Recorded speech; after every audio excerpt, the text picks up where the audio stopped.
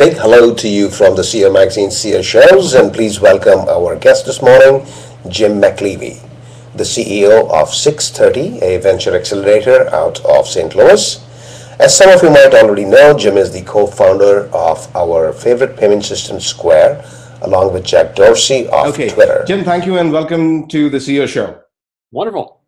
So Jim, 6:30, does that mean that you want people to turn up at 6:30 in the morning every day or go out for beer at 6:30 in the evening?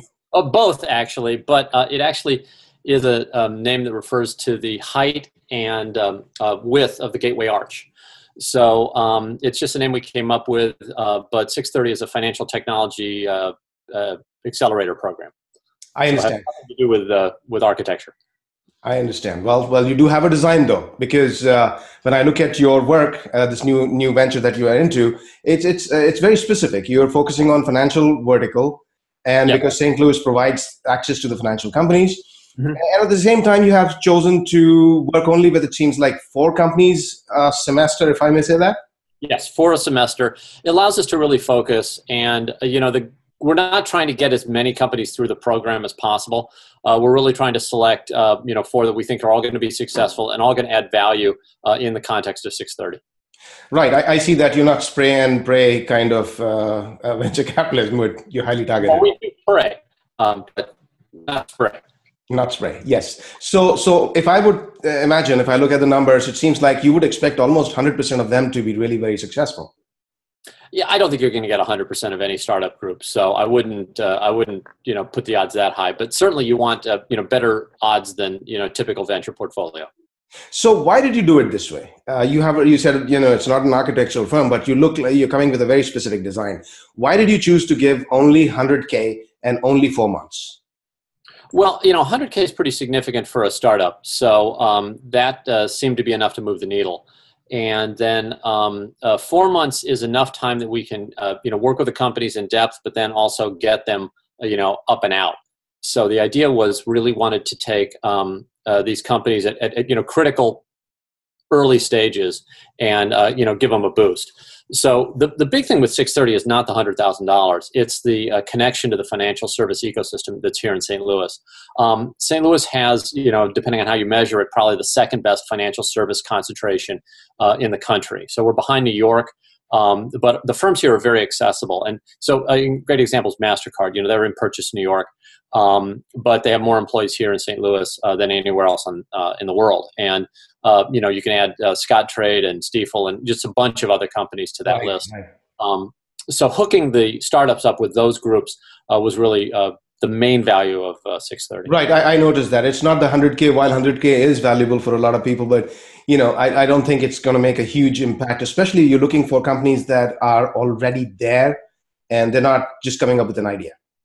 Right. We want something that has a little bit of substance behind it. So we're not just funding ideas.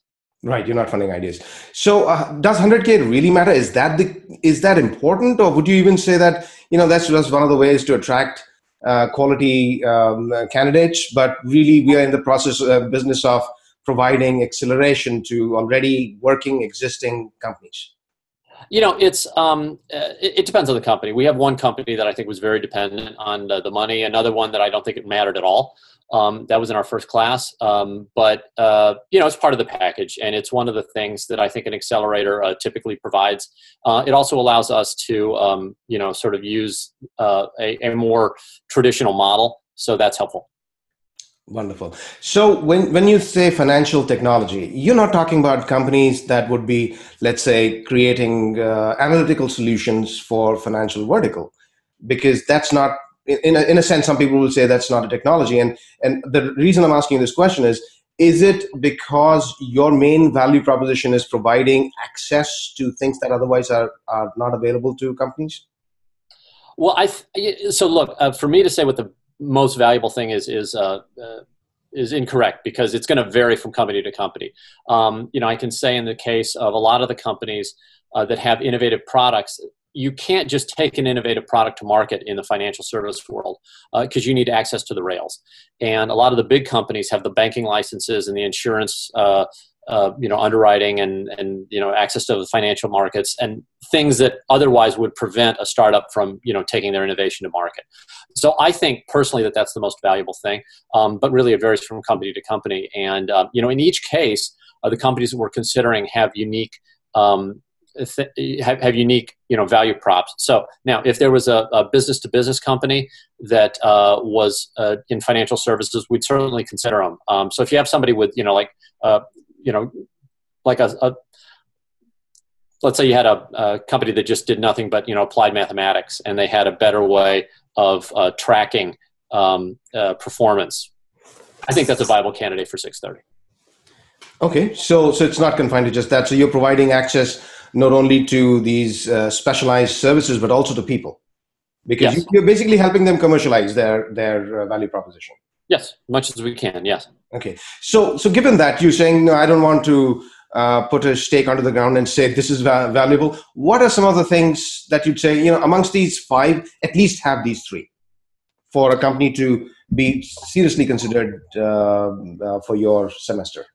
Okay, so what I'm looking for personally is definitely a problem. Like you're trying to find some sort of problem that needs to be solved. So we're not just looking for some sort of gee whiz technology that doesn't have a specific application.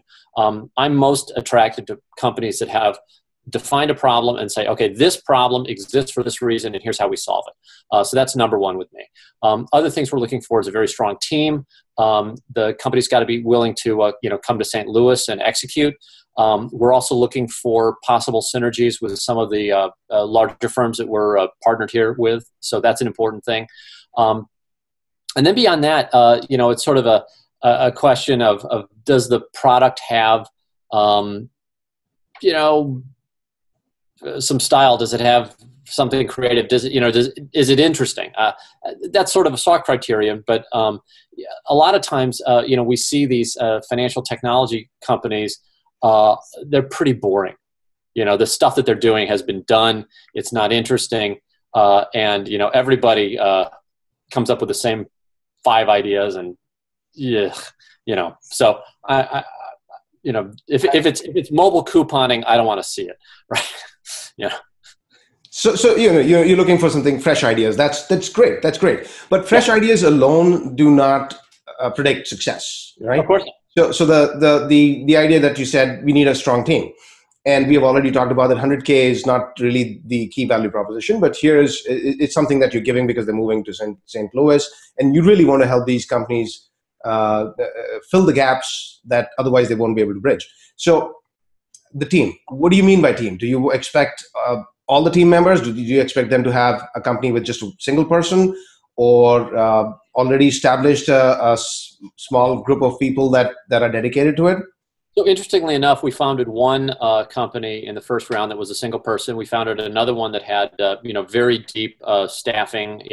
Most of the C-level suites were filled, and they had development team and everything. So we don't really have a specific bias one way or the other. What we're looking for with a team is motivation. Typically, startups are going to pivot once or twice as they're executing. They're going to find that the product they envision to be successful isn't going to be, and they're going to have to make a change. And so you're really looking at the strength and character of the individuals to make sure that they can hang on and do that. Right. I've talked to a lot of people, and one of the key things is in startups, and from my experience as well, you don't exactly know where you're going. You have a direction, and you will be, as you call, pivoting or doing course corrections on the way, because whatever you're thinking of is really not it. So that happens. Now you said the character and strength. So are you looking for people who have already done something before, or would you say, well, this guy has a great idea, I have a feeling? Do you go on feelings, or do you look for data? That's my question. Both. I mean, if you've got the data, that's helpful. But typically, these things are gut calls. You're looking for a history of somebody who's solving problems and not giving up easily. The histories, and that's so subjective. I don't even want to sort of tell you that there's some sort of hard criterion. But we're looking for people with a track record of getting things done, and also relevant experience in the market that they're addressing. Do you look for deep expertise or deep knowledge in the domain? Yes, if that's necessary. So, for instance, technical depth of knowledge is super important.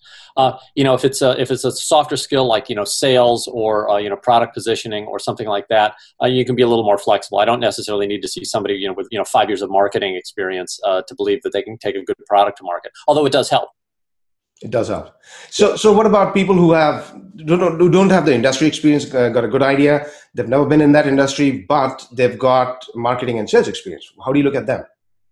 Well, I mean, pretty much, I've got a soft spot in my heart for people like that because I'm one of them. I've switched into 5 different industries where I've had no relevant experience when I've started.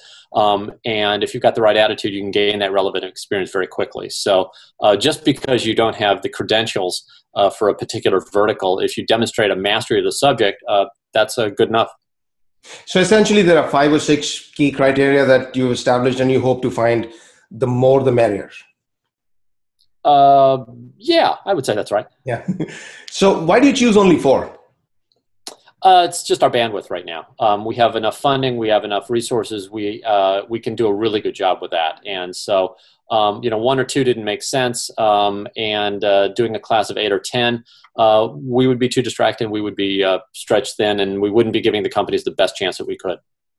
Now, have you found people who are not willing to move to St. Louis for 4 months? Is that an impediment? No, because they don't apply.